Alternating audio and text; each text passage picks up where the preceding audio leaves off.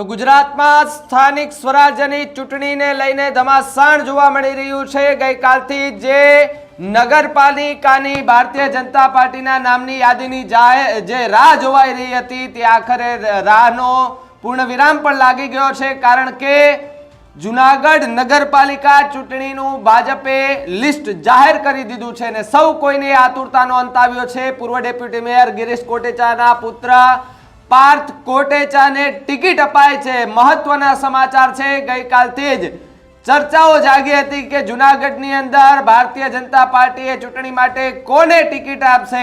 કારણ કે એવા પણ સમાચાર હતા કે જે જૂનાગઢમાં વિવાદ ચાલી રહ્યો છે ને ત્યાં ગિરીશ કોટેચા પણ ક્યાંક એ વિવાદમાં છે।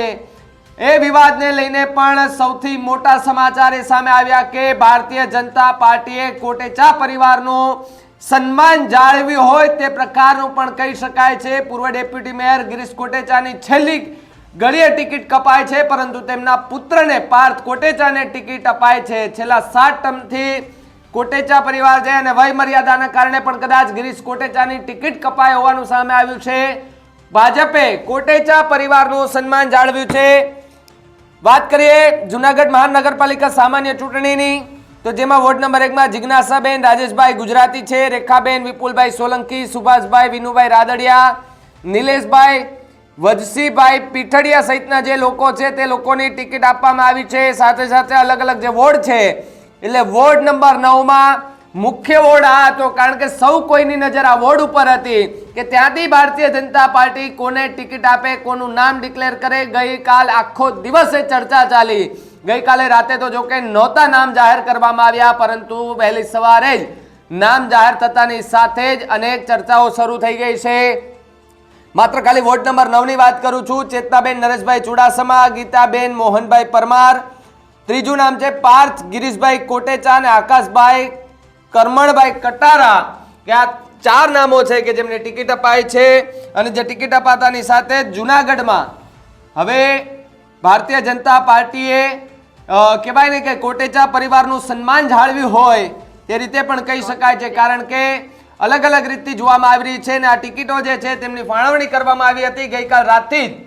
જૂનાગઢની એ ધીંગી ધરા સંતસુરા અને સાવજોની એ ધરતી કે જ્યાં ટિકિટોની વાતો થતી હતી, ભાઈ ટિકિટ કોને મળશે, અને આખરે ટિકિટ અપાઈ ગઈ છે। ગિરીશ કોટેચાને ટિકિટ મળતા જ આનંદની લાગણીઓ ત્યાં છવાય છે, કારણ કે ભારતીય જનતા પાર્ટીએ કોટેચા પરિવારનું સન્માન જાળવ્યું છે। અને અલગ અલગ જે નામો છે, વોર્ડ નંબર ઘણા બધા વોર્ડો છે, નામ તો જૂનાગઢની જનતા પણ હવે ત્રાહિમામ પોકારી ઉઠી છે અને ભારતીય જનતા પાર્ટીના આવા દિગ્ગજ નેતાઓ અને દિગ્ગજ લોકોના નામો જાહેર કર્યા છે તો લોકો માટે સારા કામ કરે એવી આશા રાખે છે। કારણ કે સતત જૂનાગઢમાં પણ ક્યાંક વિવાદ ચાલી રહ્યો છે, વિવાદનો અંત લાવવો પણ જરૂરી એટલો જ છે। આ ચૂંટણી છે અને આ ચૂંટણીની અંદર પાર્થ કોટેચાનું નામ જાહેર થયું છે અને કોટેચા પરિવારનું સન્માન જાળવ્યું હોય તેવું પણ આપણે કહી શકીએ છીએ। દીક્ષિત મારી સાથે જોડાયા છે। દીક્ષિત, ભારતીય જનતા પાર્ટીએ આખરે જૂનાગઢમાં નામ જાહેર કર્યું છે અને પાર્થ કોટેચાનું નામ જાહેર કર્યું છે। બિલકુલ કહી શકાય કે જૂનાગઢની એક જ યાદી એવી હતી કે કાલે મોડે સુધી જાહેર નથી થઈ, એટલે તમામ લોકોના મગજમાં એક સવાલ હતો કે જૂનાગઢની યાદી ક્યાં અટવાઈને પડી છે। પરંતુ જે પ્રમાણે 7 ટર્મથી કોર્પોરેટર રહેલા અને જૂનાગઢ ભાજપના દિગ્ગજ નેતા ગિરીશ કોટેચા, જો કે તેનું મહેશગીરી સાથે વિવાદ ચાલતો હતો, મહેશગીરીએ ભાજપને કહ્યું હતું કે ગિરીશ કોટેચાને ટિકિટ ના આપતા, પરંતુ મહેશગીરીનું ફરી એક વખત સુરસુર્યું થયું અને ગિરીશ કોટેચાને છે તે તેના પરિવારમાં ટિકિટ મળી ગઈ છે। એટલે કહી શકાય કે જે પ્રમાણેની સ્થિતિ, જે પ્રમાણેનો પોલિટિકલ માહોલ, જે પ્રમાણેનો ધાર્મિક માહોલ, પરંતુ કોટેચા ફરીથી એક વખત પોતાનું રાજકીય મહત્વ છે તે જાળવી શક્યા છે, રાજકીય શક્તિ બતાવી દીધી છે। ફરીથી એક વખત એટલે કે 7 ટર્મ સુધી પોતે કોર્પોરેટર રહ્યા અને જ્યારે હવે ભાજપમાં વય મર્યાદાની વાત આવી ત્યારે પોતાના પુત્ર માટે ટિકિટ લઈ આવ્યા। એટલે જે પ્રમાણે જૂનાગઢમાં રાજકીય સ્થિતિ છે તે ચાલી રહી છે તે સ્થિતિ જોતા ભાજપમાં પણ ઘણી આંતરિક જૂથ, આંતરિક વિખવાદ છે, પરંતુ કોટેચાએ પોતાના પરિવારમાં તે ટિકિટ છે તે લઈ આવ્યા છે। દીક્ષિત, વધુમાં એ પણ જાણવા મળી રહ્યું છે કે અલગ અલગ વોર્ડ માટે નામોની લિસ્ટ છે તે જાહેર કરવામાં આવી છે। જૂનાગઢ મનપાની ચૂંટણી માટે પાર્થ કોટેચાનું નામ જાહેર થયું છે તો શું વિવાદ હવે કોઈ સર્જાઈ શકે તેવા એંધાણ? ભાવિક, એવી કોઈ શક્યતાઓ નથી કે આ લિસ્ટ કોઈ વિવાદ થઈ શકે, કારણ કે વિવાદ થાય તેવી સ્થિતિ કોઈ પહેલા પણ ન હતી અને વિવાદ થાય તેવી સ્થિતિ કોઈ પછી પણ ન હતી। પરંતુ જો વાત કરવામાં આવે તો વોર્ડ નંબર 9 માં ગીતાબેન ચુડાસમા, ગીતાબેન પરમાર, પાર્થ કોટેચા અને આકાશ કટારાને ટિકિટ આપી. વોર્ડ નંબર 10 માટે ચંદ્રિકાબેન રાખસિયા, પલ્લવી ઠાકર, પરાગ રાઠોડ અને મનન અભાણીને ટિકિટ આપવામાં આવી. એની જેમ 11 માં પણ પૂનમ પરમાર, દિવ્યા પોપટ, વનરાજ સોલંકી અને શૈલેષ દવેને ટિકિટ અપાઈ. વોર્ડ નંબર 12 માંથી મધુબેન બિયાત્રા, ઈલાબેન બાલસ, પૂંજા સિસોદિયા, હિરેન ભાલાણીને ટિકિટ આપવામાં આવી. એટલે કહી શકાય કે 15 વોર્ડના ટોટલ 60 ઉમેદવારોને ટિકિટ છે તે આપવામાં આવી છે.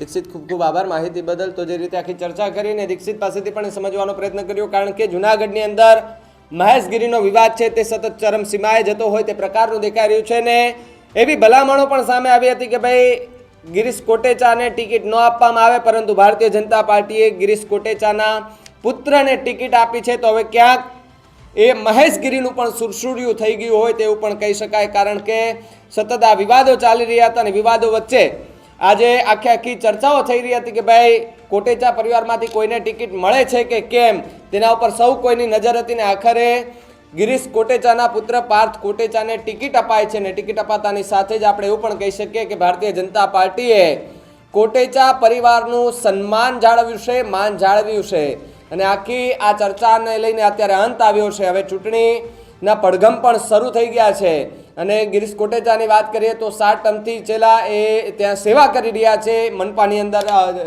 પૂર્વ ડેપ્યુટી મેયર રહી ચૂક્યા છે. હવે એમના પુત્રનો વારો આવ્યો છે, કારણ કે ભાઈ મર્યાદા જોતાને કારણે એ પોતે તો એમને પોતે ટિકિટ ના આપી, પરંતુ એમના દીકરા માટે ટિકિટ લઈ આવ્યા. એ પણ સૌથી મોટી વાત છે.